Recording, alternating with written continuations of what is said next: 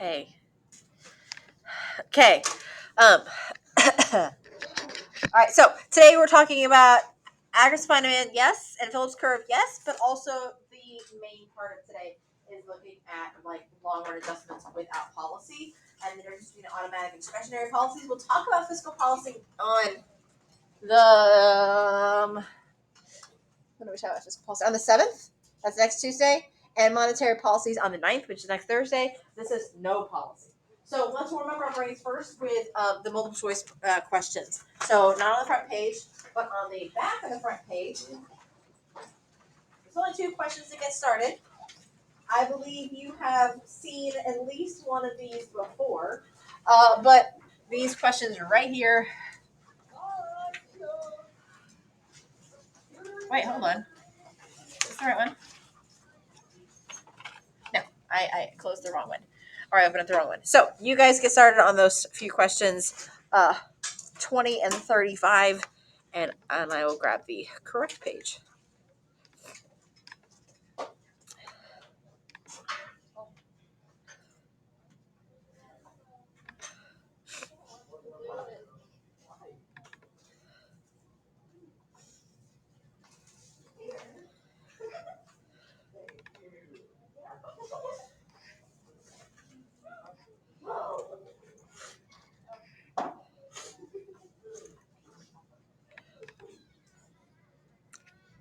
What's the key?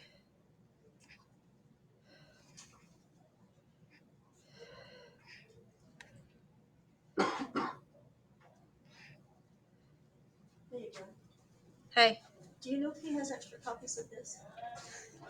This Sure. is one I found on his desk. I started it, and that's where I am. Oh, yes, you can borrow it. Hmm? You can borrow it. We know where you live. No, I'm okay.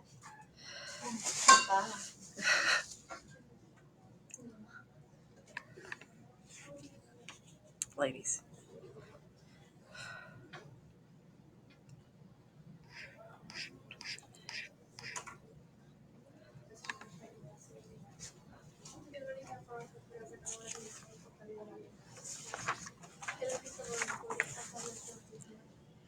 How much more time do we need on those 2 questions? Like another minute.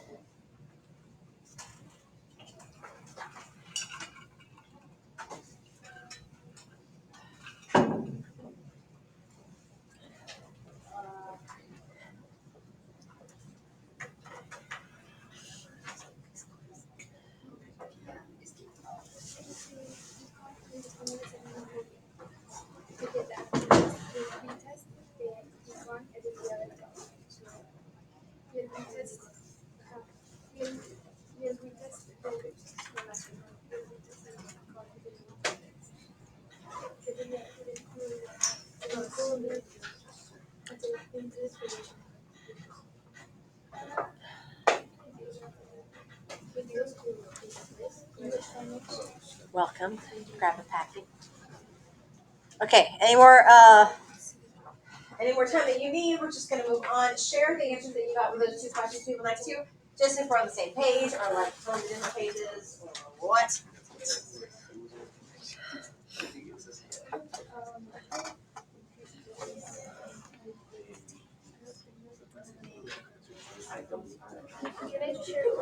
How would you get?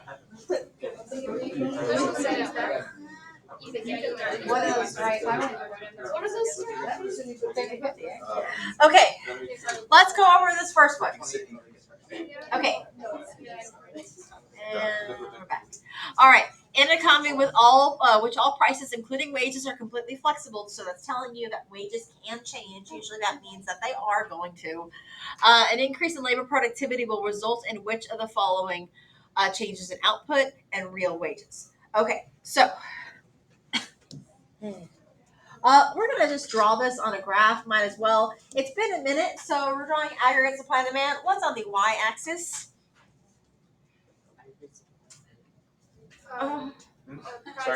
Price level. What's on the x-axis?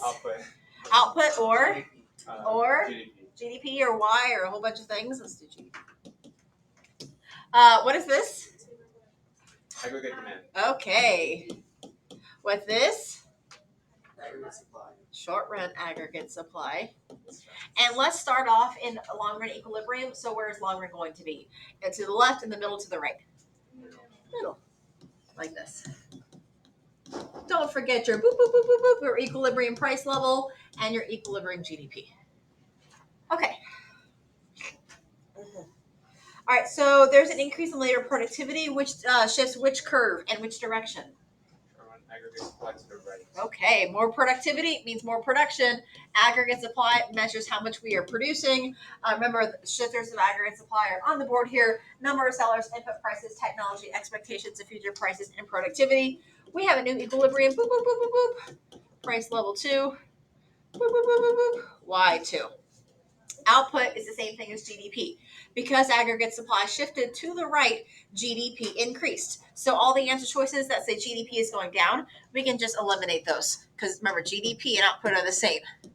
So we're getting rid of C, D, and E because they're both starting off with the wrong direction of output. Okay, so real wages. Remember, real wages is your wages after inflation. With that, so like real wage is equal to nominal wage minus inflation. So remember, your nominal wage is your paycheck, but your real wage is adjusted for inflation. What equation is this, by the way? This is the Fisher equation. It doesn't have percents in there, but it's implied. All right, so because inflation is going down and things are cheaper, your real wage, your nominal wage is the same. Like, this is how much money you get paid, but since prices are going down, you can actually buy more stuff because your real wage goes further if prices are low. So whenever there's inflation, there's less purchasing power. But whenever there's deflation, there's more purchasing power. So your real wages actually increase because of prices going down and making your real wage go further. Okay. On 35. Okay, first I gotta erase all this. So we good here? Can I erase? I'll take your silence as a yes. We have a graph already drawn for us. What type of graph is it? What's going on here? Inflation. This is an inflationary gap. So this is inflation. Recessions look like this. Recessions on aggregate supply and demand look like that. Okay. So we remember just the difference between these two. Recession, you are not at your potential, but inflationary gaps, you are past your potential. All right, so according to the graph above, which of the following is true about long run equilibrium? Okay, so if you were in a recession or inflation, both of these things are in the short run. I know that because I'm not intersecting on the long run aggregate spiker. To be in the long run, you have to be in long run equilibrium. We're not currently on our graph in long run equilibrium. We're in a period of inflation. So we have to get to the long run somehow. Okay, so A, the economy is in long run equilibrium. No, it's not. It has to be intersecting altogether for it to be in long run. So it's not A. The demand curve will shift to the left to restore a long run equilibrium. This cannot do on its own. You need policy, both either fiscal or monetary policy, to shift aggregate demand. It does not shift on its own. Supply, though, can shift on its own. Long run supply curve will shift to the right. No, that would require like more FOPs. We don't have more FOPs. Nowhere does it say FOPs are going up. D is just stupid. Without fiscal policy stimulus, the economy will remain in a recession. It isn't even in a recession. How would it remain in something that is not in? Okay, but this is inflation. And in inflation, wages do go up.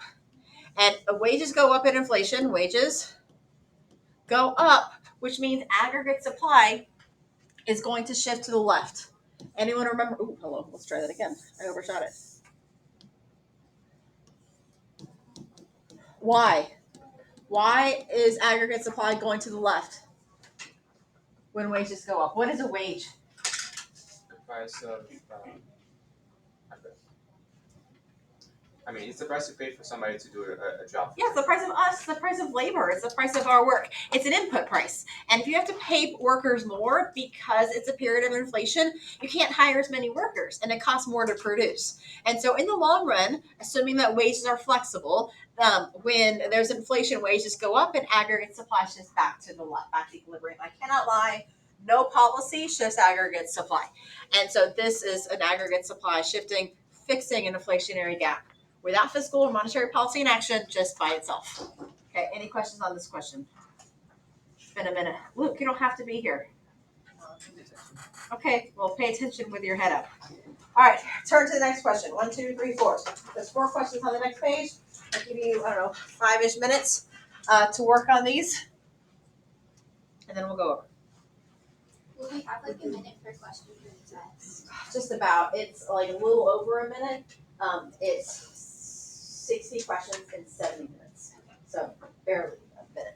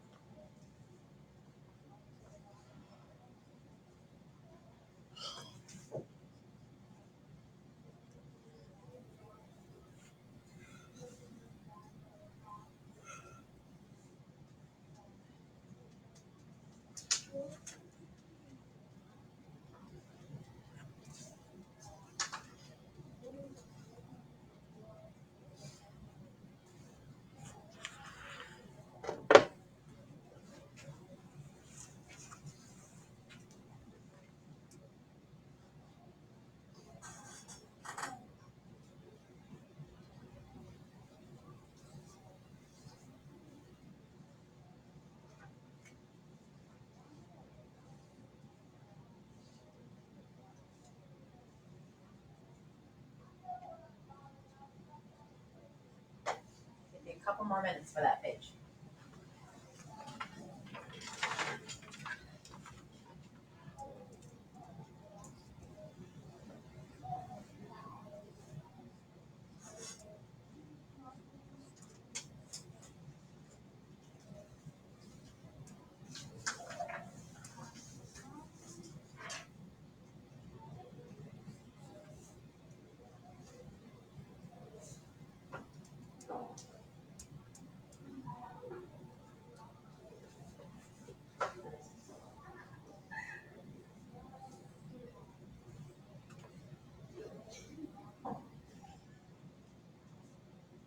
All right, let's look at this first one, number 25. All right, so if the federal government reduces its budget deficit, all right, what's the government budget deficit? Yeah. They're spending money they don't have. They're spending more than they don't have. So how do they reduce that? It's cutting back spending, or increase taxes. okay, what type of fiscal policy is that? Contractual. Yeah, I said that. A contractionary fiscal policy. So a expansionary fiscal policy creates a deficit.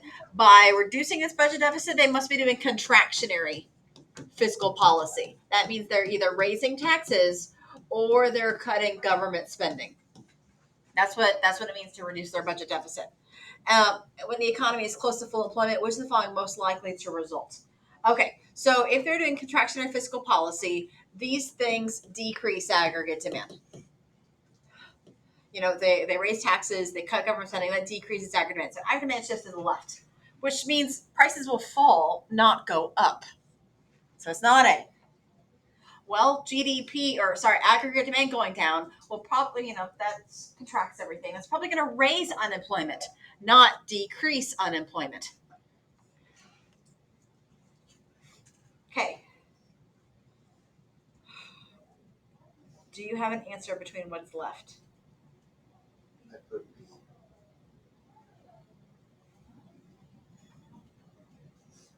B is not correct. Oh. So it's gotta be C then. It is C. Okay. Because why it's not B. They could raise taxes or cut government spending to reduce their deficit. Just by, if they just cut spending, that does not mean tax revenues will likely go up. If they did taxes, yes. If there's only one tool fiscal policy, B would have to be right. Why is C right? Luke, either wake up or leave. Why is C right? How are interest rates even affected by fiscal policy?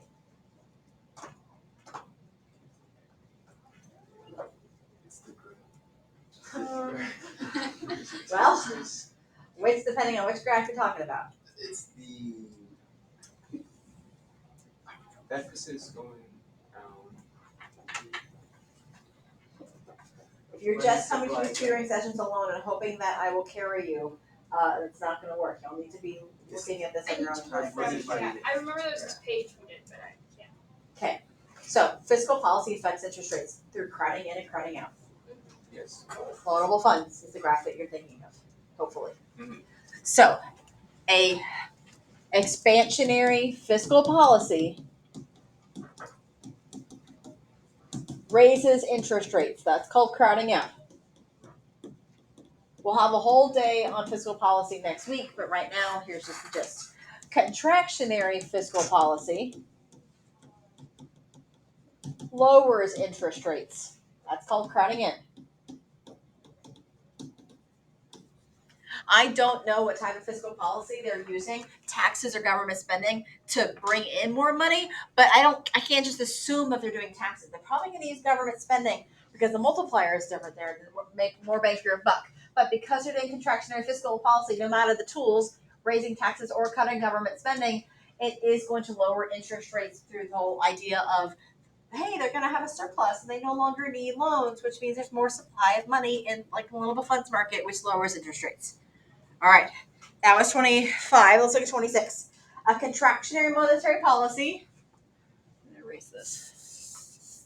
Contractionary monetary policy, by the way, it decreases aggregate demand, while expansionary fiscal policy increases aggregate demand. So I have no idea what happens to aggregate demand, which means I don't know what happens to GDP or price level, or unemployment. So, saying that both income and GDP are going to go up and down, I have no idea because I don't know which policy, fiscal or monetary policy, is going to affect aggregate demand. It can't be A or B. All right. On E, if you increase the interest rate and loans are more expensive, investment spending would go down. So this whole idea of raising both of these things, no, these are opposites of each other. If you raise interest rates, investment spending would have to go down, not up. And so E just is a bad relationship. That's not even how they're related. Do we have an answer on 26? It is D. Okay. So contractionary monetary policy puts less money in circulation, so that raises interest rates. And the expansionary fiscal policy answer is right here. It raises interest rates. They're crowding out. So I know, because I don't know aggregate demand, therefore I do know interest rates. You either know short when you have policies together, fiscal and monetary policy happening at the same time, you either know what happens to aggregate demand or you know what happens to interest rates. And since we don't know what happens to aggregate demand, since one's contractionary and one's expansionary, we have to know interest rates. They got to be moving in the same direction. In this case, up. Contractionary monetary policy raises interest rates, and expansionary fiscal policy also raises interest rates. So an increased interest rate and therefore a decrease in investment spending. Okay, I'm doing so hot on this page. All right, let's look at question 52. 52 is going to make me draw a graph. So I'm going to erase all this. Ladies.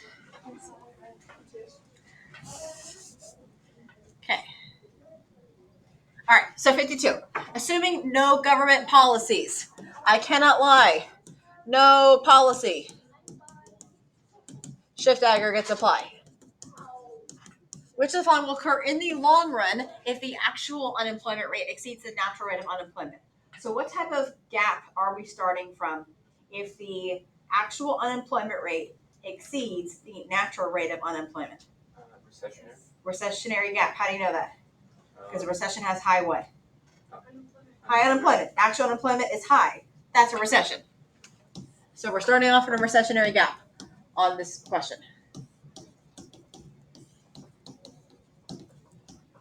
Where's long run if it's a recession? To the right.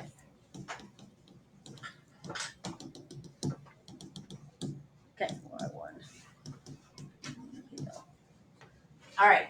We're starting from a recession, and it says what happens in the long run. We can't stay here in a recession in the long run, and it says no government policy. What is the natural fixer? I heard people whisper it. What? Flexible wages. Wages is the natural fixer. So, guys, did y'all not? Aggregates. I said aggregates. Find the narrow aggregate demand. Okay, wages. What happened to wages in a recession? They fall. Yeah, that's the answer. Wages go down. Wages go down in a recession, which means aggregate supply increases because it's cheaper to produce. If you don't have to produce, like if you don't have to pay as many people to work, or pay them less, I guess you can hire more people. And so that is what it looks like in the long run. Aggregate supply shifts to the right because wages go down in a recession. Prices decrease, not increase. Unemployment will decrease because we're getting back to long-run equilibrium. Aggregate demand can't shift on its own. And long-run aggregate supply also can't shift on its own, but short-run aggregate supply can. Okay, question 53. Another one that we're going to draw a graph with. If you're just trying to do this in your head, you're going to have a bad time. It says in the long run. Once again, have to get to the long run somehow. If aggregate demand decreases, real GDP and price level will change in which of the following ways? If you put decrease, that is wrong. Because it says in the long run. If it was short run, sure, you can be in a recession in the short run. But long run means you have to get back to long run equilibrium. So here is, so we're starting from long run equilibrium. It says aggregate demand decreases. Aggregate demand shifts to the left. Both prices and GDP go down. That's great, but that's in the short run. How do I know? Because I'm not on the long run. So it's got to be the short run. And so, but it says in the long run. So we got to get back to long run some way. This is a recession, just like up here. And in wages are the natural fixer. Wages are naturally going to go down in that recessionary gap, and aggregate supply is going to increase back. Stop. Back to long run equilibrium. Now we're back in the long run with prices going down again, but GDP going back to its original level. And so GDP did not change, but prices fell. So it should be C. No change in GDP from the beginning to the end, but prices fell with both shifts. It's misleading. No, it's not misleading. This is I didn't read Yes. it. But didn't y'all say that y'all were gonna like look at stuff over the semester and you would never forget it? Who told you that? I don't know, people. Some people said that. I was just hoping that y'all would at least like maybe glance at it every once in a while. I'm pretty sure I took my binder away in the body. Oh my God, stop. Okay, do 40 and 6. I'll give you like a minute and a half, and then we'll go over. Okay, so now it's all coming back. So get these right. Get these right.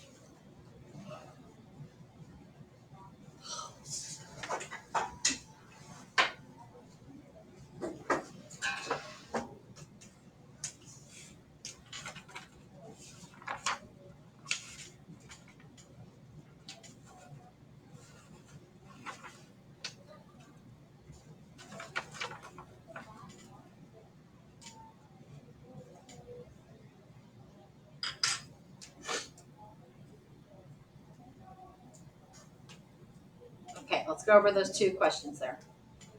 Okay, we just covered question 40, like on the previous page, like very, very similar. Now it's kind of, working backwards, kind of. On 40, it says, assume that the economy is at full employment. I'm just going to draw it because why the heck not?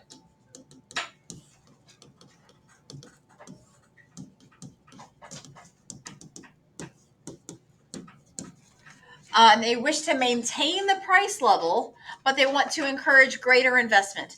Now, what would encourage greater investment? Increasing interest rates. Increasing interest rates? Or Make a lot- decreasing. Sorry. Yeah, your hand went this way, Yeah. but then you said increase.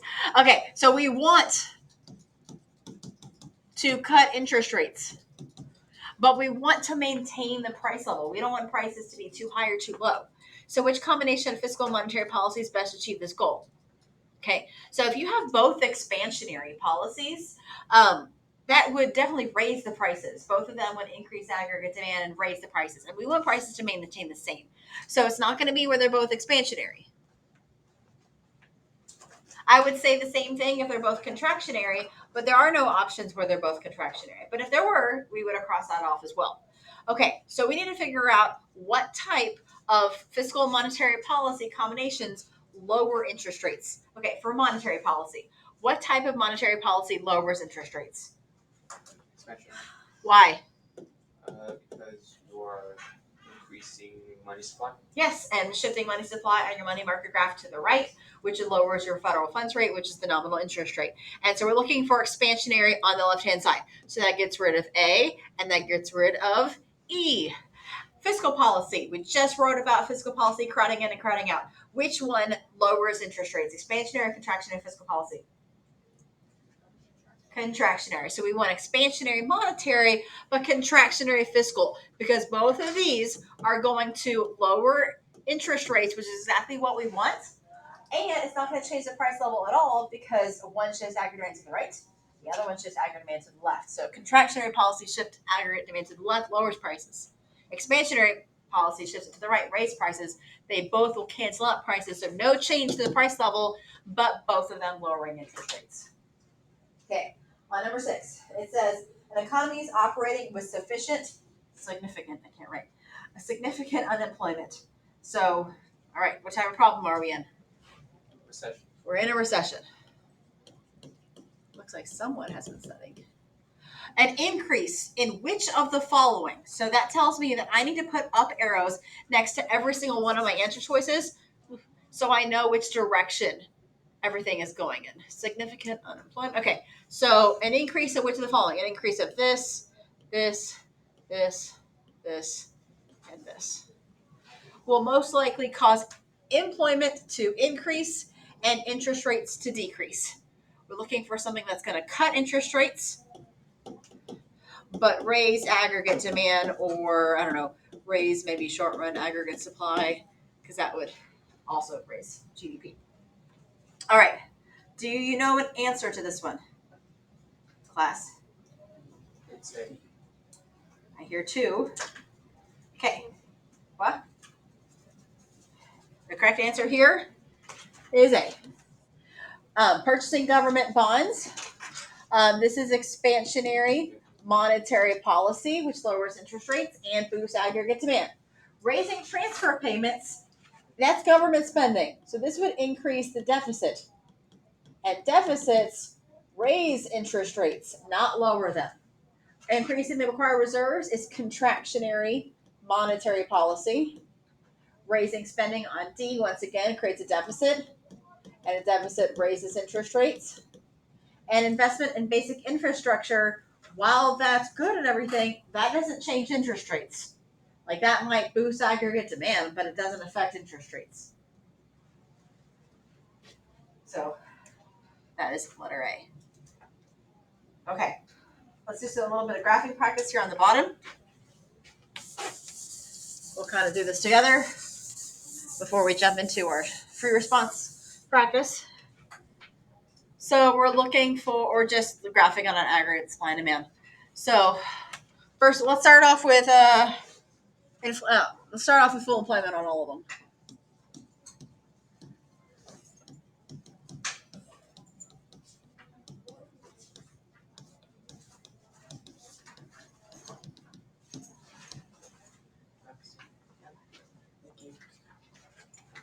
All right, this first one, labor productivity, an increase in labor productivity due to technological change. Sarah, supply or demand? Wait, sorry, I need to look in. Go ahead. Supply. To the? Oh, like which one is it? Yeah. To the right. To the right. Okay, so there's going to be more supply because of a technological increase. And so both price level will go down and GDP will go up. Okay, let's just quickly, because it's been a minute, we've slept since then, let's quickly talk about our shifters, aggregate demand shifters, and short run aggregate supply shifters. What are aggregate demand shifters? The GDP. Okay, so changes in consumer spending, investment spending, government spending, and then net exports. While aggregate supply is NIPE, number of sellers, input prices, technology, expectations of future prices. It can't just be expectations of anything. It specifically has to be expectations of inflation and productivity. What about the interest? I mean the income GDP one. That's the same That's thing. not, no, those aren't shifters of, that's why we No. rarely use Like that if one. wages change, that's not a shifter of ID. No, in fact, wages would be a shifter of SRAS because it's an input price. So then it doesn't apply. Yeah, so specifically the expenditure approach of GDP is the shifters of aggregate demand. Number of sellers is bonds or Oh, what? I don't know what you just said. number of sellers? I'm so confused on that. The number of sellers in the market, like more pizza shops sell more pizza than fewer pizza shops do. I feel like What are you talking about bonds? Bonds is monetary policy. I'm so confused. I'm so Okay, do you remember this list? No, I remember every single one except the number of sellers. It's just more sellers, more supply. Less sellers, less supply. Okay. Don't scare me like that. Okay. All right. Now let's do this next one. House elves. Yeah, I don't know what you just said. Bye, thank you. Have a good day. All right. An increase in the price of inputs used by many firms. Someone. Sophia. Supply or demand? It would be supply. Why? What is a shifter? Is it? It's an input. It's an input price, like wages, or the price of oil, the price of whatever, price of resources. So which direction is supply going to shift? It would shift to the right. Increase in the price of inputs, it's more expensive to produce. Oh no, it shift to the left. It was just to the left because, yeah, I know it says increase, but that means like FOPs are expensive. You can't produce as much if your resources are too expensive. So if you can't make as many pizzas if your pepperonis are the price of it's gone up. So aggregate supply is going to shift to the left. Can anyone tell me what an aggregate supply shifting to the left is called? There's actually two names for this type of shift. Stagflation. Or Cost push. cost push inflation, also known as stagflation. So this is stagflation. Ooh, stagflation, aka cost push inflation.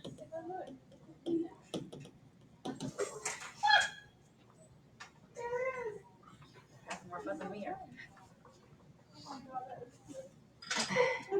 Okay, I am scrolling down so we can see our last one. Can I erase what I have? Okay.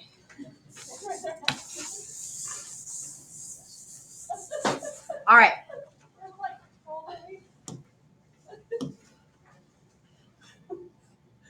What are y'all doing?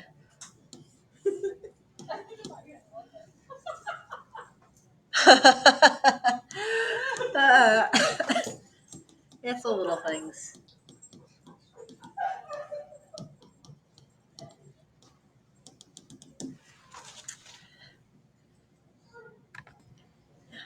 And we're back. Okay. Hey, there's a boom in investment. Wow. I wonder what's going to shift. Yeah. Anybody? Shifting, booming, investment, more investment spending. Investment spending. I'm gonna take a guess and say aggregate demand shifts. To the Right. to the right. Hey, woohoo, we did it. Hey, can anyone tell me what an aggregate demand shift to the right is called? There's only one name for this type of shift. A demand pull inflationary gap. Demand pull inflation. Hooray, we did it. Is this coming back a little bit? Is this like universal? Like all markets use AGDS? Or it's just like US? Like if we're talking about like where there's competition. Yeah, if or, it's like, or like to describe the economy in other countries. Yes. It's also used. Yes. So it's like a Yeah. universal economy thing. In fact, like the whole idea of markets fixing themselves with aggregate supply and demand is Austrian. Even the Austrian perspective. Okay, let's start off slightly easier. Let's do the FRQ that's on the back, the very back page. So the government budget. Yeah, the one that has like T, TR, and G in parentheses. This was not that long ago that this was the FRQ. I want to say this was 2 years ago. Okay. So I'm going to give you some time. Maybe a pencil might be in your best interest to answer A, B, C, and D on here. And if you'd like to work with a friend on this one, you may, but I'll give you some time to work on this.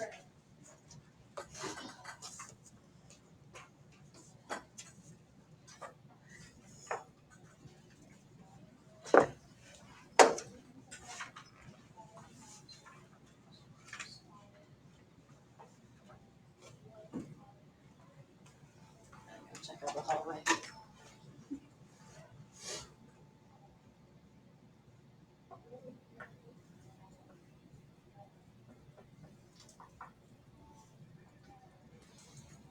It's a gum wrapper.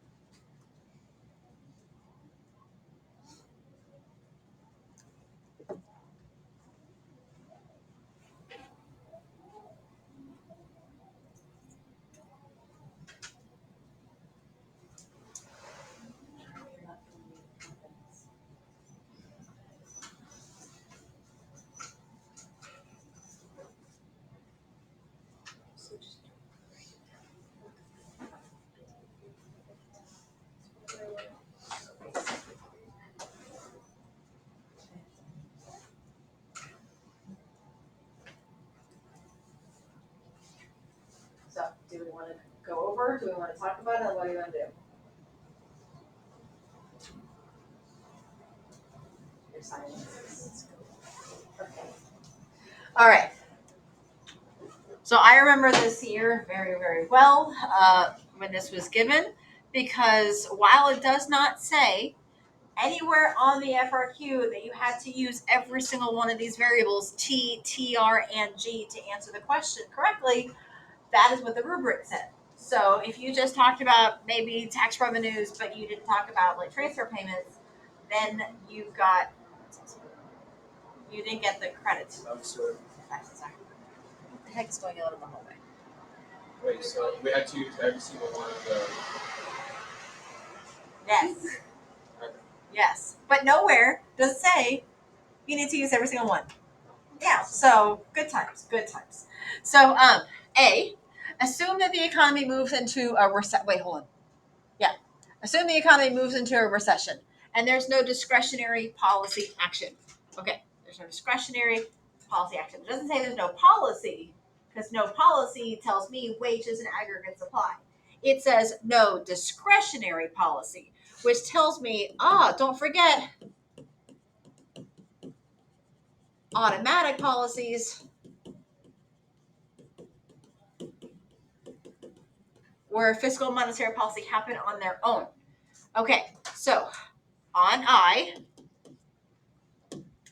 will the government budget move into deficit, surplus in the short run? Explain using the appropriate components, all of the components of the government budget identified above. So, and why the heck, like, wouldn't tax revenues should be abbreviated TR, and transfer payments maybe it's T? I don't know. College Board is a scam. Okay. So we have to answer the question, deficit or surplus. So the economy, the budget will move into which one? Will the economy, will the deficit, will the budget move into surplus or deficit?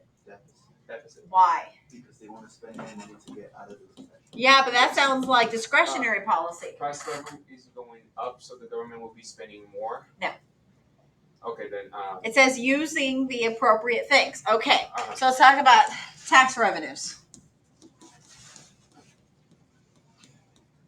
Tax revenues is the money that's collected in taxes. If it's a recession, is the government gonna, hello? Sorry, can I grab my sister's stuff real quick? Sorry. So if there's a recession, will the government collect more money in taxes or less money in taxes? By not doing anything. They're not changing tax policy at all. But will they bring in more or less taxes? yes, Why? because taxes are because people are not making as much money. Because you know who doesn't pay taxes? The unemployed. And if you're in a recession, there's people making less money and they move into lower tax brackets. So tax revenues will go down since people are making less money or they're unemployed.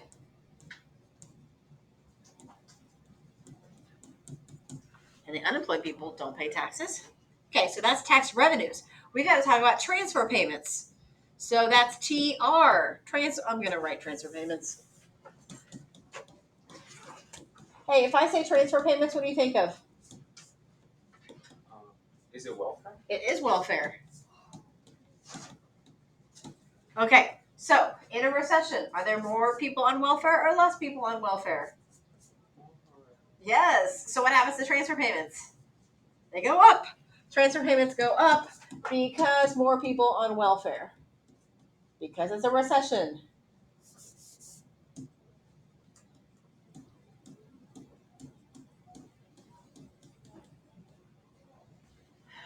Okay, and government spending. G, government spending.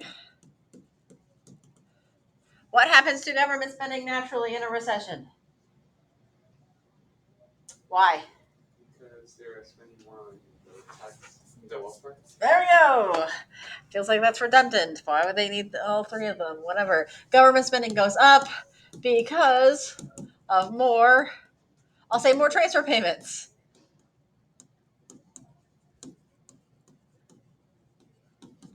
Okay, so that's A. I. All you needed all of that for it to be right. A lot of my students, they did two of them because they thought that the transfer payments and the government spending one was redundant. I was like, no, you have to do all of them. All right, so B or A double I. It says, based off of your answer, what will happen to the government debt? You do not have to explain. It doesn't say explain. You are just saying up, down, no change. Government debt is going to go up because deficits raise our debt. That's why.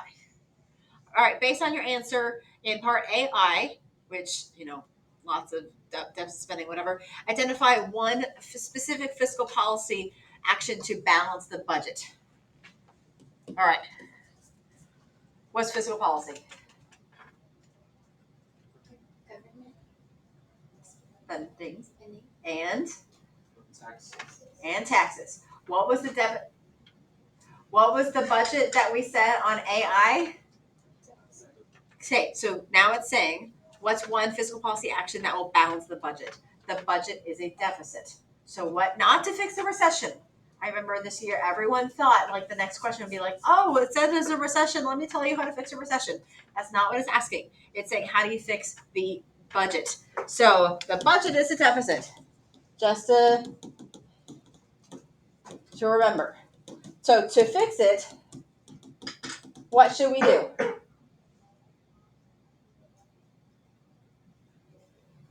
Guys, what should we do? Increase spending. Increase or decrease? Decrease. Decrease spending, government spending specifically, or Increase taxes. increase taxes to fix the deficit, not to fix the recession, to fix the deficit. But now, C, how the fiscal policy action that you identified in B affect the actual unemployment rate in the short run. Okay, so if we did these things, these fiscal policy actions that we just talked about on B, how is unemployment going to change and explain? anytime.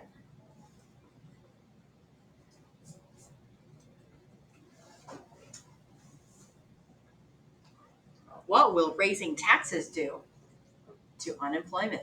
Increases Because people are not paying more taxes and are going into bankruptcy. you could say that.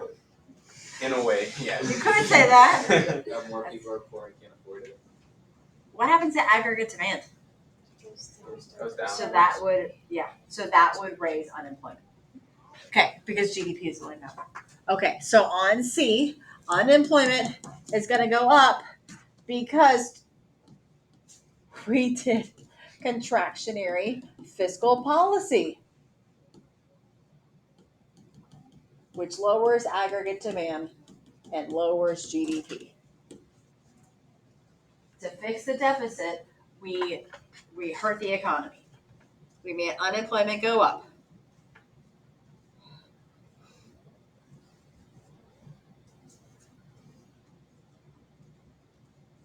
All right, so on D, it says, did the government efforts to maintain a balanced budget make Cleveland's recession more severe or less severe in the short run, and explain? What do you say?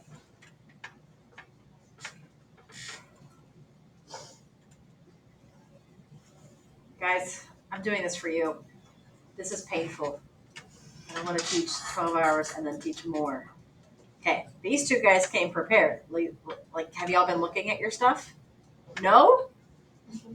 You just know it? You just remember it? I guess. Okay, well, you've been guessing right. The rest of you, if you do contractionary fiscal policy in a recession, is that good or bad? Yes. So what's the answer here? More severe or less severe recession? More severe. Because I kind of said it in the previous one. Because raising taxes and cutting government spending lowers aggregate demand.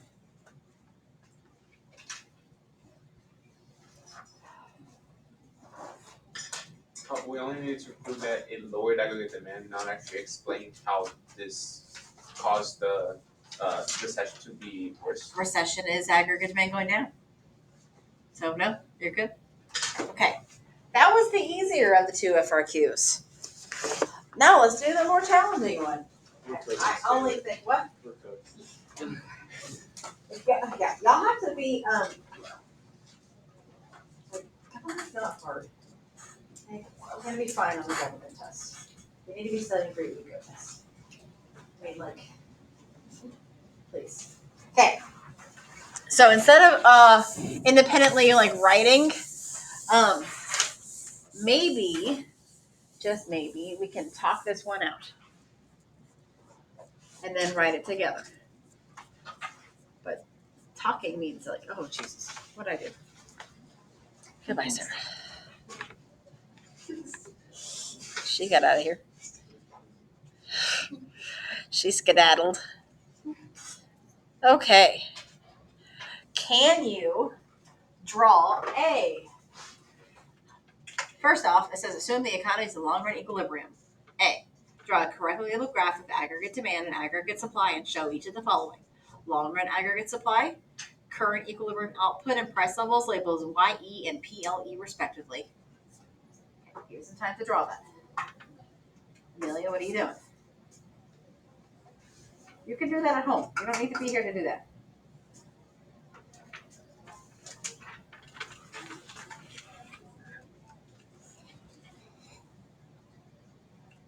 We're just doing A. We're just drawing the graph that it's asking us to draw.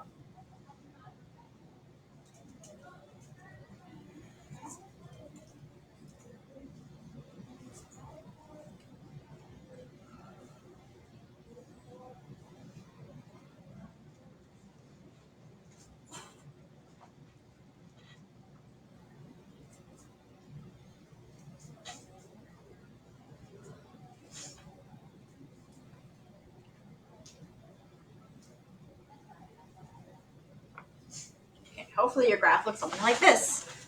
So this is A. I'll draw it over here. Price level, Y. Aggregate demand, short run aggregate supply. Long run aggregate supply. This has to be PLE. It says so in the prompt. This is YE.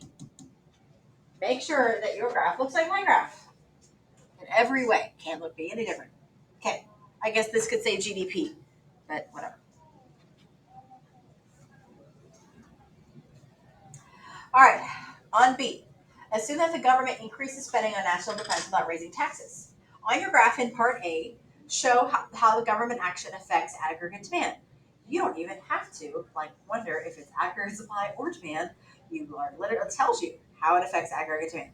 So, on the desk, what happens to aggregate demand on our graph in part A? Yes. Okay. It does not tell you how to label. Yeah, it does. Hold on. No, it doesn't. It doesn't tell you how to label your new equilibriums. I'll just do P star or 2 or something. And Y2 or I don't know, something like that. That's BI. B double I, we have to actually write. It says, how will this government action affect the unemployment rate in the short run, and explain. So B double I, how does government action, okay, talk to a friend. How does this government action affect the unemployment rate in the short run, and explain. And explain.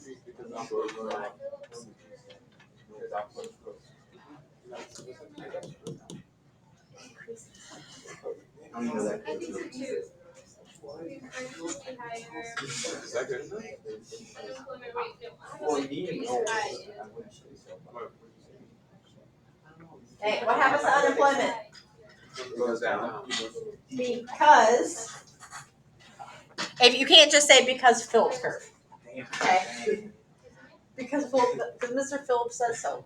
No, because what is the thing that's directly opposite of unemployment? If this thing goes up, unemployment's going down. If this thing goes down, unemployment's going up. Interest rates. No, it's in inflation. Oh, my Prices. output? What's the question? GDP, yeah, output. So because unemployment went down because GDP went up. So could we say because output? But that's not what the Yes. Phillips curve is, right? The Phillips curve shows unemployment and inflation. Right, but they're only negatively related in the short run. In the long run Phillips curve is vertical. So. All right, that's B double I. C, assume that the economy adjusts to a new long run equilibrium after the increase of government spending. Okay, what does that mean? What's happening? Short. SRAS is going to shift to which Y? What W word would we have to be thinking of? Wages. Okay, what type of gap are we in? So what's happening with wages? So what? Yes, because you have to pay your workers more if there's inflation. So then which direction is supply going to shift? Okay, but let's just get there. Okay, so we have that all in our head. It says, how will the short run aggregate supply curve and the new long run equilibrium compare with it in the initial long run equilibrium from part A? Ugh, I hate that question. Yes, for the same. GDP. Yes. Oh, okay, nice. Okay, it's got a neck. All right, so CI, the new short run aggregate supply will be at a higher price level than the original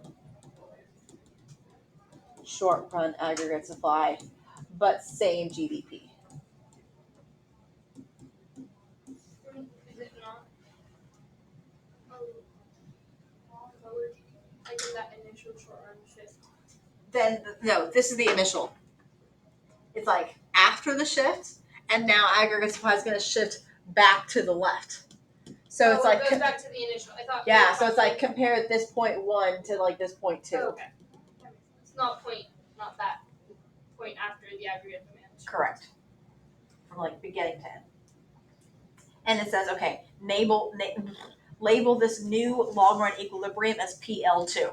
Like I've done this before, like I've done this FRQ before, that's why I labeled this one P2, because I knew that I was going to be labeling this PL2. So let's say that you had originally drawn this as PL2, you would just scratch that off and put some other symbol or something. PL3, PL star, whatever. And then this new one is PL2.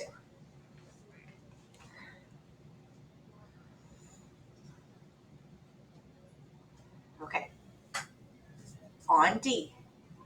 In order to finance the increase of government spending on national defense from Part B, the government borrows funds from the public.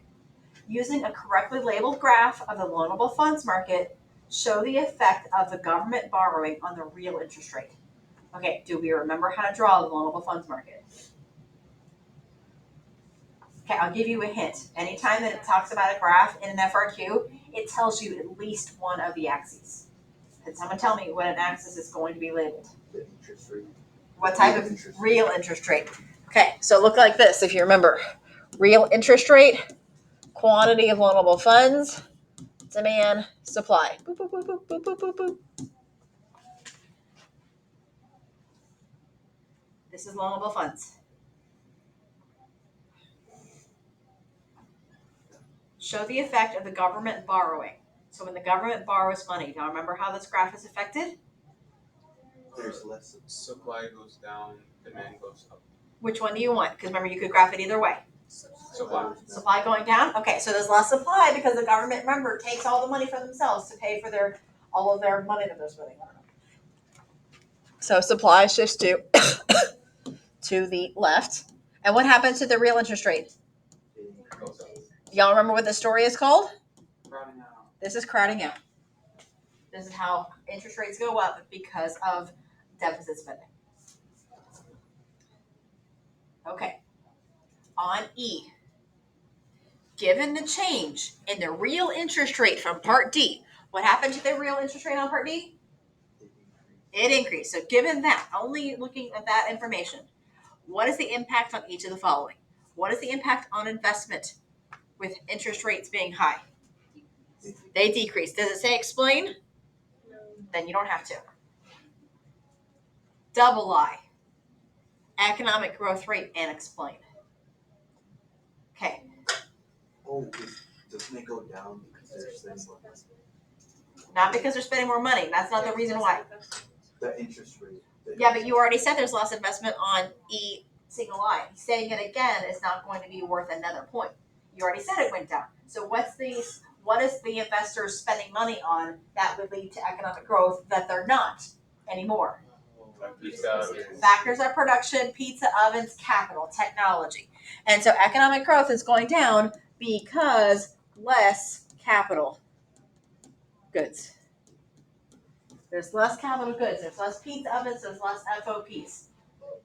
But this doesn't mean there's less capital goods, does it? Like if the Yes, it does. if the If interest rates go up, oh, okay. if interest rates go up because loans are more expensive, you need to take out loans to get like pizza ovens because pizza ovens are so expensive. And so if interests are higher, businesses will invest less. Okay, so the amount currently in the market would go down. Well, they wouldn't be replaced. So what's in the market right now, that's just going to wear and tear and not be usable in the future. And in the long run, we haven't been investing in new capital. So eventually, yes, it will go down. Okay. Yeah, through depreciation or whatever. That's the current ones out there. Okay. Don't worry me. Okay. Next time we meet, which is Wednesday, is trade, currency, comparative and absolute advantage, trade agreements. How many shoes does a cloth cost? And if it's one cloth for one shoe, is it advantageous to trade? Blah, blah, blah. Who should? Who doesn't care advantage of whatever? And currency and balance of payments. Current account, financial account, blah, blah, blah. Each and every single one of you are bringing 5 friends. You're bringing 5 eco-friends. I brought one. Yeah, and then she left. But she soaked up the information while she was here. Just I said, saw I it. don't think I know. I